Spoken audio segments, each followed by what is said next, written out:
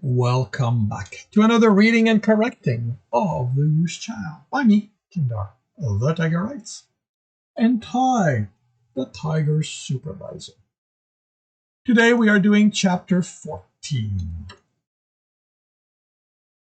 Tristan took a breath as he approached the clinic's door and made Tex's entrance tentative. On cue, the medic raised her head from the data pad. "There you are." Her tone was concerned with an edge of annoyance. "I expected you to be here last night. Alex was expecting you." The reprimand made Tex's ears fold back and mumbled an apology. He squared his shoulder and put more confidence in his voice. "I didn't think... Is he okay? Does he really want to see me again?" She came to him and took Tex's hand. "Wasn't your fault. You two got carried away. He'll know better next time. Now he's resting. I took the regeneration chamber off his arm and leg this morning. If you want to see him, you can." Tech nodded, and she led him to Alex's room. She entered and headed to look over the readouts. Tech stayed by the door as it closed and squirmed under Alex's surprised gaze. "Hey," Alex gave a shy smile. "How are you doing?" Alex glanced at the medic. Probably thought he was discreet, but it was fortunate she was focused on anything but him. The motion of the eye had been blatant. Alex smoothed his face over and he looked tired again. It was probably in his actual state. "I'm better," he said. There was an edge to his voice. "He's much better," the medic commented. She hadn't noticed it. His bones should be fully hardened by the end of the day, but I'm keeping him overnight." She winked at Alex. "It wouldn't do for the two of you to get carried away again this soon. I definitely don't want to see you in here for that kind of injury ever again." Alex looked away, his face red. She'd think he was blushing, but Tristan had noticed how his jaw tightened. She looked at Tech, who folded his ears back. "He'll be ready to go home tomorrow morning." "That's good," Tech said, and Tristan found he didn't have to work at smiling. It hasn't been the same without him there. Alex watched him, face still relaxed, but eyes intent. Whatever he'd been looking for wasn't there, and he wasn't able to hide all of his disappointment. The medic didn't notice that either. She finished with the needless checks. "I'm going to leave you two alone." She patted Tex's shoulder as she left. Tex pulled a chair once the door closed and sat next to the bed. He moved to place a hand on Alex's, but the human moved it away. I'm sorry I didn't come yesterday. Figured you were angry with me, and before I could work up the courage to face you, Terry needed me to fix his pump. He lives 10 miles away. You didn't know you'd gotten hurt, and I couldn't ignore that. The pump is the only source of water for his animals." In the following silence, he focused on the door. The medic hadn't moved away from the door. Maybe she was worried they'd fight, or possibly she'd want to get a better sense of their relationship. Alex opened his mouth, but Tristan silenced him with a raised hand. He listened as she moved away, and he lowered it. "Why?" Alex glared at him. Dick canted his head. "Why what?" Tristan watched as Alex worked through the anger, jaw clenching and unclenching as he kept himself from screaming. After a few seconds, deep breath, he relaxed. "The repair. Why not replace it?" That hadn't been what Alex wanted to know. Tristan wondered if he should drop the mask, forced Alex to say what he meant, but he was curious to see how far Alex would follow his lead. Terry's father built it, and they'd settle here. It has sentimental value. So long as I can rebuild the parts or find a way to replace it, he's going to hang on to it. This time, it was just one of the pulley gears that broke. It's a standard part, so I was able to scrounge a replacement. Was this too much? Was he just encouraging Alex's delusion?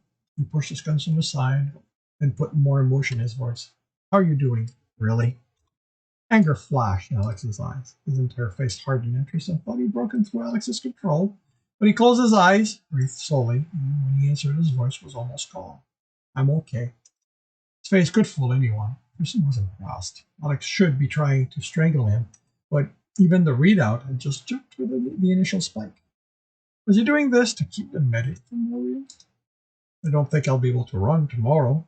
I know the doc said he'll be okay, but I've gotten enough broken bones to know they don't always heal as fast as they're supposed to." Tristan's brow eyebrow rose, his hair snapped forward. Did he intend on returning? Did he did he intend on returning?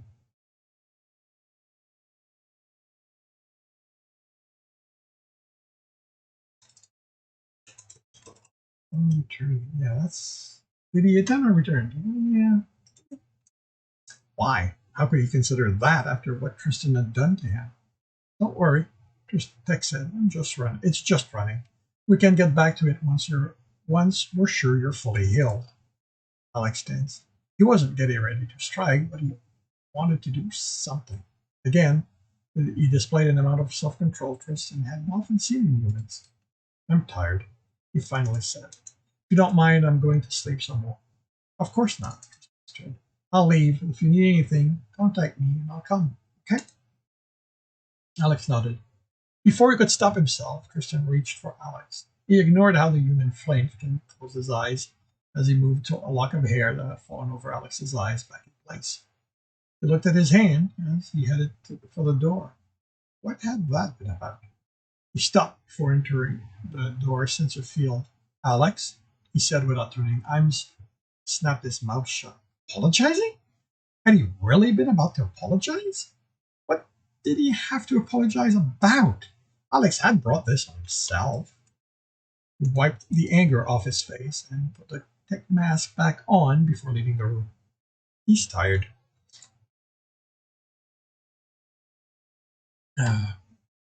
He's tired, he told the approaching medic. Healing takes a lot out of people. She placed a hand on his arm. Tech, look. Whatever you two talked about, don't worry about it. His emotions are all over the place right now because he's tired. Once he's fully rested, that'll be the time for you two to talk about things. Alex hadn't been fast enough to keep the machines from registering his reaction, but the medic had justified them away. She saw the two of them as lovers, so she couldn't think Alex would have a valid reason to be angry. Therefore, it was his tired state that caused it. It's okay, Dick said. I did deserve some of it. No, I'm sure you didn't. She replied, exactly as he knew she would. Taking some of the blame seemed to be the best way to get the medic to think he was innocent. She smiled. He's just tired. But I was serious. You need to wait before engaging in intimate activities. Tex's ears folded back. Yeah, we'll wait. She patted his arm and went back to her desk by the door. The walk back to his workroom wasn't relaxing. He was unable to figure out what had prompted him to act the way he had. Tech might apologize, but moving there, that was a gesture of caring he never engaged in as Tech. Once he reached the town center, everyone came to ask about Alex's condition. His reflex was to tell them to leave him alone, things to think about, but Tex wouldn't behave that way. So he boxed his annoyance at them and answered their question. Alex was well. He would come home tomorrow. He was sleeping. Yes, they had talked. No, he wouldn't be up to visitors immediately. Everyone's happiness grated on his nerves. Constant touching. Everyone's happiness grated on his nerves. The constant touching made him want to lash out. And then came the comments about how they were so happy he finally had someone in his life. He almost lost it. How had they ever gotten this idea Alex was in his life? Hadn't he been careful to only act as if they were friends? Humans had sex with friends. They didn't have to love one another, so why did he have to love Alex? What had he missed? Forced his smile to be genuine and thanked them for their concern. He was far enough on the other side that they couldn't mob him anymore. Then, the last of them left him alone and couldn't see him anymore. When the last of them left him alone and couldn't see him anymore, his shoulders sagged a little in relief. Once he was in his workroom, he put Alex out in the town out of his mind and finished taking apart the Shuriken lock. It was as well made as they advertised, but it suffered from the same basic flaw every high-grade lock had. It needed to be maintained. Shuriken hadn't advertised that. Had in fact removed any mention of it from any report except the internal ones, which were the ones Tristan had gotten his hand on. Shuriken had even managed to edit the How to Survive files that always ended up floating on the net when a new security product reached the market. A call came from one of the farmers. Her extractor had jammed, and she needed Tech to take a look. It only took half an hour to unjam it, and then it was time for lunch, where he had to endure more well wishes from everyone. The tavern's owner's wife was particularly attentive to his need. He cut the lunch early and went back to the lock, away from everyone. Found the override frequency embedded in the lock's processor core. This was how the technician would bypass all the biometrics side of the security. It was on a complex permutating formula, but that only required time for his computer to work out. Once he had that, he could bypass the locks, or even change the processor to one he programmed himself, if he he'd need regular access. The mechanical part of the lock was a tumbler system, ancient by the standard of most corporate worlds, where everything had moved on to electronics a long time ago. But Tristan's father hadn't had electronic in a cage, so he'd become addicted at bypassing tumbler locks, even if he was now out of practice. He set a search program to look for ancient locks available on the net. The word kept Alex from intruding on his thought until he grew hungry.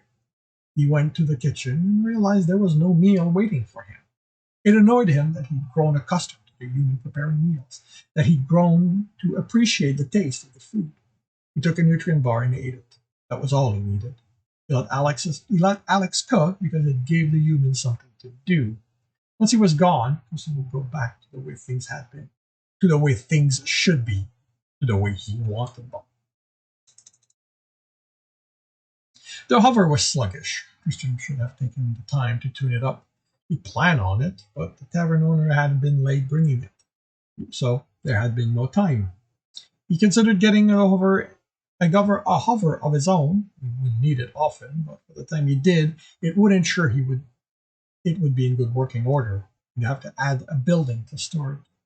Stop the hover, and it glided a few feet forward. Maybe Tech should offer to tune it. Tune every hover here, but that would take more time away from his research. The door slid open, and the medic talking with Alex. Tech hesitated on seeing him and entered. Tech gave Alex a hug, keeping him from backing away. I'm glad you're coming home. Alex was tense in his arm, and his voice unsteady when he replied, Yeah, me too. Now, the medic said once Tech had released him, and oblivious to how forced Alex's voice had been. You need to remember to take it easy for the rest of the week. That means no runs, no fighting, no sex. Tech, next time, be gentle. It's only human. Don't care if it wasn't the first time. There's a size difference you can't forget about. Tech's ears vanished against his skull, and he couldn't look up from the floor. No need to worry, Doc, Alex replied, his voice steady. Now in my lesson. Slow and easy from now on. Tech was squirming. Don't be too hard on Tech, she said. No one should be punished for being enthusiastic. Now, you have a clean bill of health. Go home. Try not to come back. I hate repeat customers. No worries, Doc. I'm not a fan of hospitals myself. Alex headed for the door. I usually take care of my own injuries. Snorted. I could tell, but I'm here, so I'd rather deal with them. You can't make it here. Call me. I do all calls. Tex placed a hand on Alex's shoulder and gripped him tight enough to keep him from flinching. Don't worry, Cornelius. I'll take good care of him. Followed Alex outside, keeping hold of him in case he decided to. Now was not the time for that. The hover was an old Garrity cruise without a top. It offered no protection whatsoever, but the tavern owner had been the only one who had a free hover to lend Tech. He helped Alex sit on the passenger side. Where to? Tristan. Where to? Tristan asked as he sat behind the control. The hover slid to the left as Tristan set it in motion, and when he compensated, it went too far right. Were there any tools in it? He could stop off the road and fix the problem now. Your house? His head snapped to Alex. Couldn't have been right. You should leave, Tristan stated. Your things are in the storage compartment. He hadn't had time to take all the knives Alex had hidden over the house. Only his pack, that projector, the case, the knives, and the room he had used. I'll let you use my ship. It was worth it to be without a ship. It was worth it to be without a ship for a few months, even a year, to be rid of. That is so fucking generous of you. I guess you've worked it all out. So tell me, where the fuck am I supposed to go? Go home. And where the fuck is that? Anywhere that isn't here. The hover almost went off the road as he ignored Alex. Hated those manual models. Away from me. What you want doesn't exist. You never did. What? You think I haven't figured that out by now? After what you did to me? Do you really think that if there was anywhere I could go, I'd stay here after that? He looked at Alex out of the corner of his eyes. He couldn't be serious. You have a family. Humans always have families. You think they want me? Do you even know what my dad did to me? Do you have any idea what it's like to be kicked out by your own family? To be disowned by your parents just because you had sex with an alien? You have other family, the older ones. You really think that my grandparents want me around them after the stuff I've done? Do you even know what I put myself through to get here? The horrible things I've done? When Alex grew silent, Tristan said, I saw the warrant. With the money you have, you can make them disappear. Alex looked at him, mouth open, head snapshot. Are you really stupid enough to think that Tristan's had a hand around the human's neck while fighting with the hover with the other? Be very careful how you speak to me, Alex. You are insisting on staying here, even after I have encouraged you to leave. That means you belong to me. Show me the respect you have accepted I am due. Released him and added that hand to the controls. He was destroying this hover instead of returning it. Alex massaged his throat. There are plenty of warrant on you on the net. Do they tell the whole story of who you are? What you've done? Do you really think those warrant tell mine? You know damn well there are plenty of things I've had to do they never found out. Alex sadly looked out the side of it as they crossed the town. When he spoke, on the other side, his voice was softer. I killed people. I had to become a killer to make it here. I used Jack to justify becoming like you. You are nothing like me. Still became a monster, and for a lie. You really think there's anyone who's known me before who would want anything to do with this thing I've become? Chuckled. Even you don't want me around. What does that say about me? It says you are a distraction. That is all. I don't want anyone around. Really? Alex indicated the building behind them. What's all that then? I told you, a facade, a mask, nothing more. Something no one can associate with me. He glanced at Alex. Almost no one. Then what about the lunches you take there every day? You don't have to do that. You have plenty of nutrient bars at the house. How can you even eat that stuff? Tech lives here. He is expected to be part of the community. I do the strict minimum to avoid attracting attention. He grew silent. Why wouldn't the human understand? Leave, Alex. I have no use for you. Alex snorted. You certainly had a use for me a few nights ago. The other wavered over the road as Tristan fought the anger as he remembered his complete loss of control. The steering control creaked, and if he had needed it to keep the hover from flying onto the trees, he would have ripped it out. That is not who I am, he stated. He would never lose control of that. Alex turned in the seat to face him, pulling a leg on the cushion. Okay, then I have a question for you. Why am I still alive? That's how it works, doesn't it? You use someone until you no longer need them, and then you dispose of them, right? Hadn't he asked himself a similar question years ago, when he left Alex crying after him? You were inconsequential. It was what he told himself then. What about now? Your death would attract too much attention. It would disrupt this place. The portmaster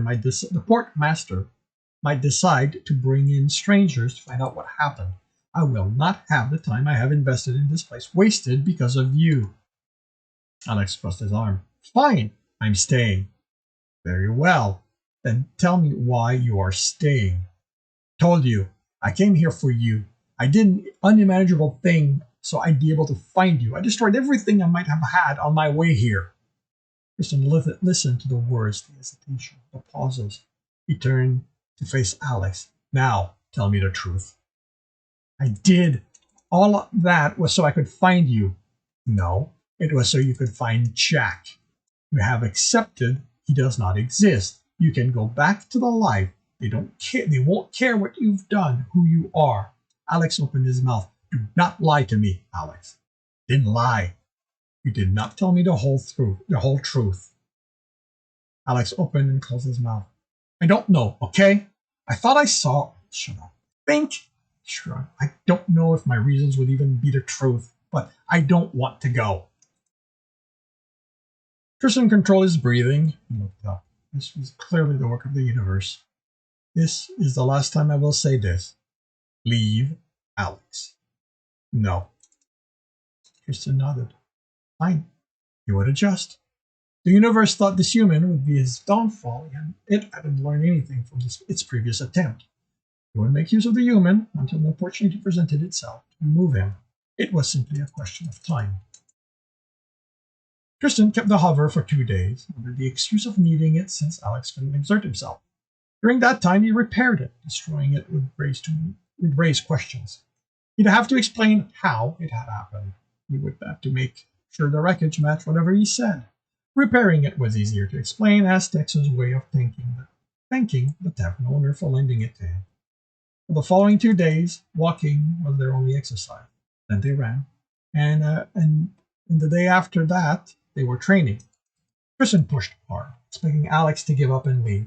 That was still the cleanest resolution to this. But even when Alex got angry, he took that anger and focused it on what they were doing, be it training or running. Over the weeks, Tristan found he respected Alex's dedication. Not only did he do everything Tristan had set for him, the runs, the training, but he kept with the appearance of enjoying Tech's company, entertaining visitors instead of forcing Tech to meet with them. Tristan watched Alex speak with the farmer and his wife as he did the repairs on the tractor. The repair was simple, but normally the two of them would pester him with questions, forcing him to pause to answer. Now he was left alone to work. Maybe Alex could be of use after all. This concludes chapter 14 of The Used Child. If you are enjoying this, please leave a like. If you want to know when the next chapter is going to be up, subscribe and hit the bell. If you want to listen to the rest of the book, read the rest of the book or the other ones in the series, they are available at all major e-retailers. If you want to support me and have access to basically everything else I've written, that is on my Patreon. And if you want to listen to me do these live, it's on Twitch every Tuesday morning, 8 a.m. Eastern Time.